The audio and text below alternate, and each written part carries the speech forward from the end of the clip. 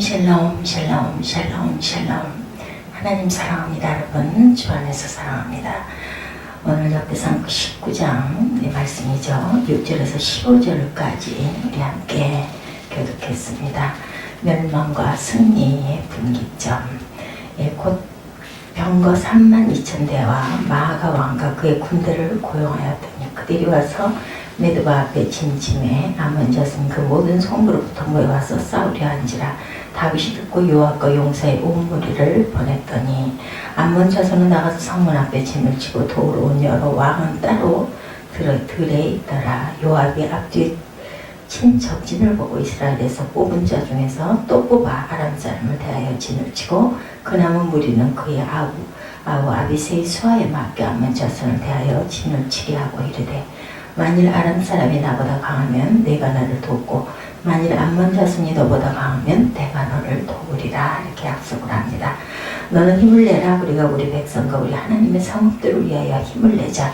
여호와께서 선히 여기시는 대로 행하시기를 원하노라 하고 요압과 그 추종자가 싸우려고 아람 사람 앞에 나아가니 그들이 그 앞에서 도망하고 암몬 자손은 아람 사람이 도망함을 보고 그들도 요압의 아우 아비새 앞에서 도망하여 성으로 들어간지라. 이에 요압이 예루살렘으로 돌아오니라. 싸우지도 않고 다 도망가 버려가지고 돌아옵니다. 아람 사람이 자기가 이스라엘 앞에서 패하였음을 보고 사신을 보내 강 건너편에 있는 아람 사람을 불러리니 하닷에셀의 군대 사령관 소박이 그들을 거느린지라. 어떤 사람이 다윗에게 전하며 다윗이 온 이스라엘을 모으고 요단을 건너 아람 사람에게 이르러 그들을 향하여 진을 치니라. 다윗이 아람 사람을 향하여 진을 치매 그들이 다윗과 맞서 싸우더니 아람 사람이 이스라엘 앞에서 도망한지라. 다윗이 아람 병과 7,000대의 군사와 보병 40,000명을 죽이고 또 군대 지휘관 소각을 죽이매 하닷에셀의 부하들이 자기가 이스라엘 앞에서 패하였음을 보고 다윗과 더불어 화친하여 섬기고 그 후로는 아람 사람이 암몬 자손 돕기를 원하지 아니하였더라. 이겼어요. 암몬이라는 나라에 나하스라는 왕이 수명이 다하여 죽고 그 아들 한운이 왕위를 즉위합니다. 나하스는 생전에 다윗 왕과 절친했으므로 다윗은 그의 죽음을 슬퍼하여 조문사절을 암몬에 보내죠.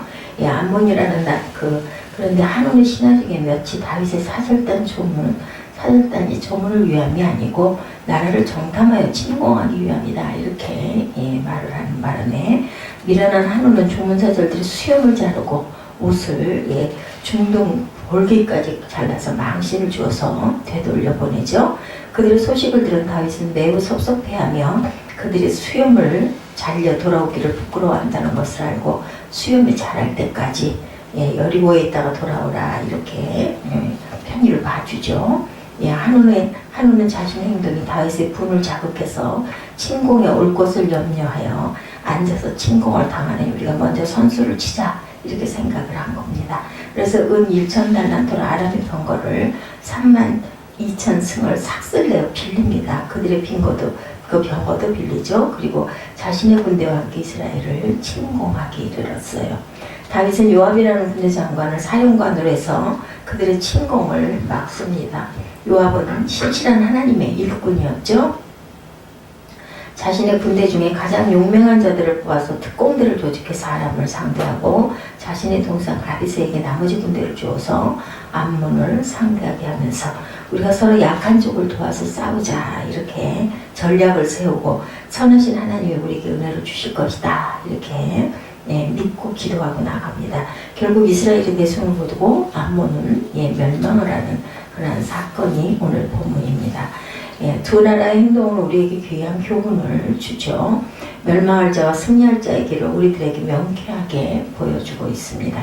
그래서 본문에 의지해서 이 길을 여러 성도들에게 증거해서 승리자의 길을 갈 수 있도록 도움을 드리고자 멸망과 승리의 분기점이라는 제목으로 말씀을 증거하려 합니다. 이 시간 우리에게 뜨거운 감동을 주셔서 말씀을 깨닫고 진리를 사랑하게 하는 진리의 영이 사랑하는 우리 교회 성도들에게 강하게 역사하시기를 주의 이름으로 축원합니다. 첫 번째 착각의 멸망을 자초한다. 3절에 보면 19장 3절에 암몬 자손의 방백들이 한운에게 말하되 왕은 다윗이 조문사제를 보낸 것이 왕의 부친을 존경함인 줄로 여기시나이까 그의 신하들이 왕에게 나온 것이 이 땅을 엿보고 정탐하여 전복시키지 아니하니나이까 이렇게 말하는 것이 문제가 됐어요.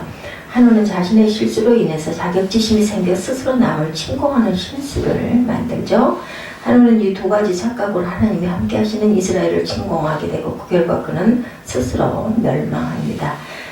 암몬 왕 한우는 다윗의 선한 뜻을 이렇게 악으로 착각을 했죠. 그리고 자신의 실수로 인해서 자격지심이 생겨서 남이 침공하는 실수를 만드는 두 가지 실수죠.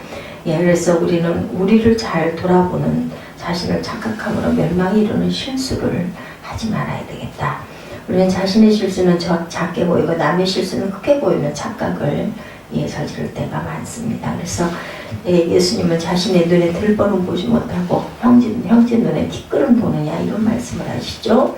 바리새인들을 향해서는 하루살이는 걸러내고 약대는 삼키는 우를 행함을 또한 책망하시기도 하셨습니다. 또한 우리는 누구보다 교회 생활을 잘하고 남의 신앙생활은 우습게 보는 착각을 또한 하죠. 자기가 가장 교회에 충성하고 필요한 존재로 또한 여길 때도 있습니다. 그러나 그 같은 그 길은 멸망을 자초하는 길임을 우리는 깨달아야 되겠습니다.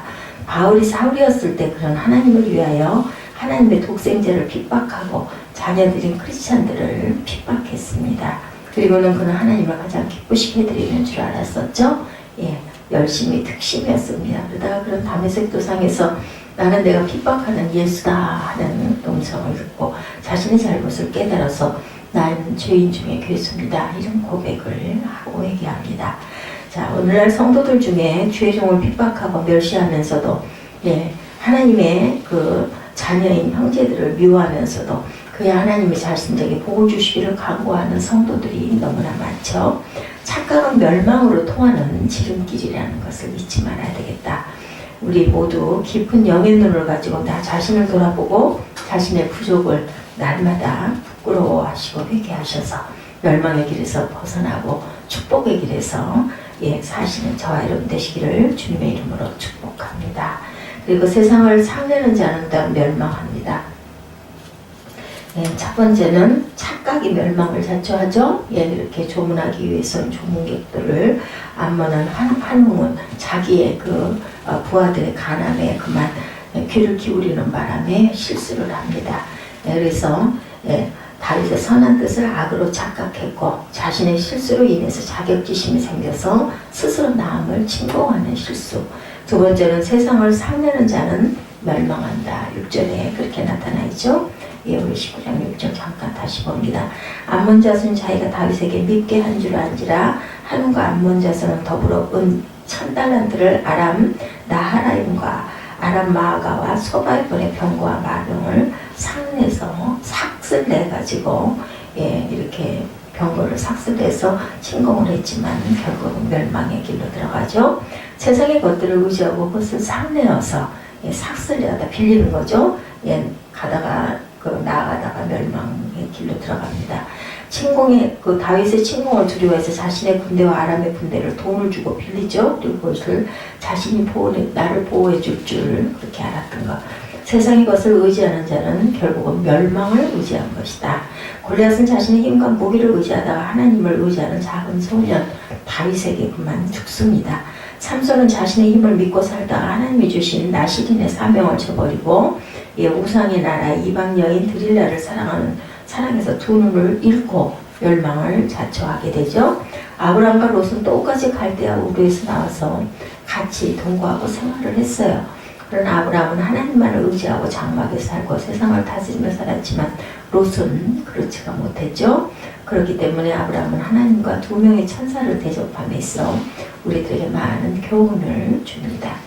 창세기 18장에 보면 아브라함은 단 세 그를 대접하기 위해서 살찐 송아지를 잡고 그 세아스 한 말 반의 고운 가루로 빵을 굽습니다. 그리고 버터와 우유를 가지고 나무 아래서 너무 약소하고 부끄러우니 가서 잡수십시오 하고 정성을 다해서 대접을 하죠. 그런데 롯은 그렇지 않았죠. 천사가 자기 집 앞에 서서 그들을 영접하고는 대단한 것을 대접하느냐 커다란 상을 진설하고는 단 한 가지 부귀봉을 대접합니다. 부귀봉은 우리가 가난하던 시절에 쪄먹던 개떡과 같은 것이었어요. 단지 개떡을 대접하기 위해서 상을 펼쳤던 롯의 모습은 자신의 물질이 하나님이나 그 천사보다 더 중요하고 아깝다는 표현이 되죠. 세상의 물질을 의지하고 하나님을 멸시하는 롯의 결과는 멸망이었습니다. 하나님은 아브라함의 대접을 받으시고는 그에게 꿈에도 그리던 아들을 백세에 낳는 축복을 주시죠. 롯은 소돔성에서 죽기 일보 직전에 자다가 벌거벗은 채로 생명난을 가까스로 구원을 하는 그러한 아주 수치스러운 모습을 보입니다. 그리고 산속 동굴에서 살다가 두 딸과의 관계로 오늘 본문의 멸망도는 암몬과 모압의 조상이 되죠. 이상하게 교회를 위해서나 주의 일꾼을 대접하는 일에 살기 넉넉하면서도 인색한 사람들이 많이 있습니다.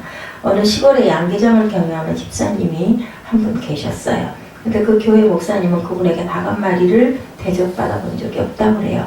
어느 날 이분이 닭을 3마리나 가지고 왔더라죠. 그 목사님 깜짝 놀랍니다. 근데 나중에 다른 사람들의 그 입을 통해서 알고 보니 양계장이 전염병이 들어서 닭이 100여 마리나 죽었다고 하는 소문을 듣습니다. 버리기가 아까워서 못 그런 게 갖다 드렸다라는 내용이죠. 세상의 물질이 중요하고 하나님의 종이 얼마나 가치가 없는지 보여지는 이런 일들, 세상의 것을 하나님보다 더 사랑하는 마음에서 나온 행동입니다. 세상을 의지하면 결국은 멸망의 길입니다. 그래서 우리 주님은 무엇을 먹을까 무엇을 입을까 염려하지 말아라 말씀하시죠. 그리고 그의 나라와 의의를 구하라고 말씀하십니다. 그리하면 이 모든 것을 너희에게 더하시리라 이런 말씀을 하시죠. 전능하신 하나님을 의지하는 성도들이 되시기를 주님의 이름으로 축복합니다. 서로 돕고 하나님을 의지하면 승리하죠. 침략을 당한 다윗은 군대장관 요압을 전쟁터에 보냅니다. 지혜로운 요압은 2가지 행동으로 전쟁을 승리로 이끌죠. 서로 돕죠. 동생과 같이 그렇게 약속을 합니다. 요압의 앞뒤에 적진을 보고 이스라엘을 뺀 자 중에서 또 빼서 아람 사람을 대하여 진치고 남은 무리는 아우와 아비새의 수하에 붙여서 암몬 자손을 대하여 그 진을 치게 합니다. 만일 아람 사람이 나보다 강하면 내가 나를 돕고 그리고 또한 암몬 자손이 너보다 강하면 내가 너를 도우리라 이렇게 약속을 하죠. 기독교는 같이 협력하여 선을 이루는 종교입니다. 우리 서로 도우면 승리의 열매가 미치겠죠. 우리 교회가 언제나 서로 돕고 협력하여서 부흥하는 교회를 만드시기를 주의 이름으로 축복합니다. 하나님만을 의지하죠. 13절에 보면 여호와께서 선히 여기시는 대로 행하기를 원하노라 하고 선을 향하여 힘차게 달려가며 오직 하나님만을 의지하는 요압의 아름다운 행동을 꼭 기억하시는 저와 여러분 되시기 바랍니다. 13절에 증거되어 있죠. 너는 힘을 내라. 우리가 우리 백성과 우리 하나님의 성읍들을 위하여 힘을 내자. 여호와께서 선히 여기시는 대로 행하시기를 원하노라. 이렇게 증거되어 있습니다. 여호사밧은 하나님만 의지하고 성가들을 앞세워 적진으로 달려갈 때 승리해서 유명합니다. 이스라엘 백성은 블레셋을 침공 때 사무엘과 더불어 기도하고 회개하며 정결한 제물을 드려서 하나님께 제사할 때 하나님의 에베네셀의 축복을 주시죠. 히스기야는 병들어 죽게 됐을 때 하나님만 의지하고 병을 향하여 뜨겁게 회개하고 기도할 때 하나님이 그를 병에서 놓여 자유하게 해주십니다. 그래서 통곡의 벽이다. 지금도 그 이스라엘 사람들은 그 벽에 가서 기도한다고 그러죠. 펄레체라는 목사님이 주일 아침에 설교하러 교회에 들어가다가 성도를 만나서 교회 입구에서 성경 찬송과 설교 온 거를 난간에 두고 잠시 이야기를 하고 서 계셨었어요. 그런데 갑자기 바람이 불어서 온 거를 그냥 멀리 날려버렸다고 그래요. 아무리 생각해도 설교 내용과 예화가 다 떠오르지를 않았다고 그러죠. 그래서 목사님은 할 수 없이 풀무불 속에서 담대한 다니엘의 세 친구 이야기를 설교했다고 그래요. 그 교우 중에 생명을 걸고 교회에 나온 한 부인 집사님이 계셨다고 합니다. 제거점을 하는 남편은 이 부인 집사님이 주일에 빵 굽는데 도와주지 않고 교회 간다고 아주 핍박이 심했다고 그래요. 만일 교회 가면 빵 굽는 화덕에다 얼굴을 밀어넣어 죽여버리겠다고 이렇게 협박을 했지만 부인은 교회에 왔습니다. 목사님의 말씀을 듣는 순간 그 집사님은 그냥 믿음이 충만해졌대요. 예, 다니엘과 세 친구 이야기. 화덕의 얼굴이 바뀌더라도 나는 다니엘의 세 친구처럼 하나님만 의지하겠다 이렇게 결심을 했다고 합니다. 그리고는 집으로 돌아가면서 찬송을 부르고 들어갔대요. 주 안에 있는 나에게 딴 근심 있으랴. 십자가 앞에 나아가 내 짐을 풀었네. 주님을 찬송하면서 할렐루야 할렐루야. 내 앞길 멀고 험해도 나 주님만 따라가리. 찬송을 부르고 가는데 가게 입구에 남편이 험상궂은 얼굴을 하고 빵 자르는 칼을 들고 서 있었다고 그래요. 그런데 부인이 그 앞에 도착하자마자 남편은 칼을 떨어뜨리며 아내에게 말하더랍니다. 여보, 나를 위해서 기도해 주구려. 당신의 얼굴이 해같이 빛나서 아주 쳐다볼 수가 없구려. 결국 그 부인은 하나님만 의지하기로 결심하자 포악한 남편이 하나님께로 인도되는 축복을 받았다고 합니다. 우리 모두 하나님만 의지하죠. 아무리 두렵고 어려워 낙심이 되어도 여호와께서 선히 여기시는 대로 행하시기를 원하노라 하고 담대히 선한 일을 향하여 달려간 요압을 본받으시기를 축복하고 우리 모두 승리하는 저와 여러분들 되시기를 주님의 이름으로 축복합니다. 기도하시겠습니다.